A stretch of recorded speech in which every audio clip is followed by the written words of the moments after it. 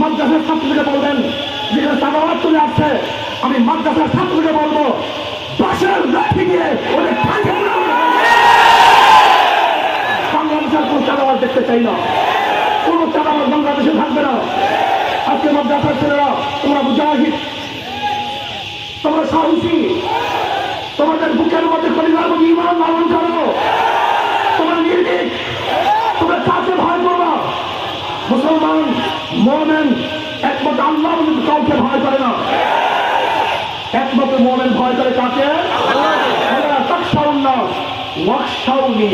আমরা কাউকে ভয় করি না, একমাত্র ভয় করি কাকে? ইসলাম যদি ক্ষমতায় চলে আসে কি হবে? সমাজের সাম্যতা সৃষ্টি হয়ে যাবে, সমাজের অধিকার ফিরে পাবে। মুসলমান, হিন্দু, বৌদ্ধ, খ্রিস্টান, বাংলাদেশের কুলি, তাঁতি, মজুর, জেলে, মেটর, ঋষি, কামার, শ্রমিক, মজদুর, প্রত্যেকটা মানুষ, পুরুষ হোক মহিলা হোক, তাদের অধিকারকে ফিরিয়ে দেব এবং দেওয়ার মতো একমাত্র দ্বিতীয় আদর্শ হল ইসলাম। ইসলামের বাহিরে দ্বিতীয় কোনো নীতি আদর্শ মানুষকে কল্যাণ করতে পারে না। আমি আমার জ্ঞানী ভাইকে বলবো, তবে ইসলামকে বাদ দিয়ে এই 53 বছর পর্যন্ত গণতন্ত্রবাদ, সমাজতন্ত্রবাদ,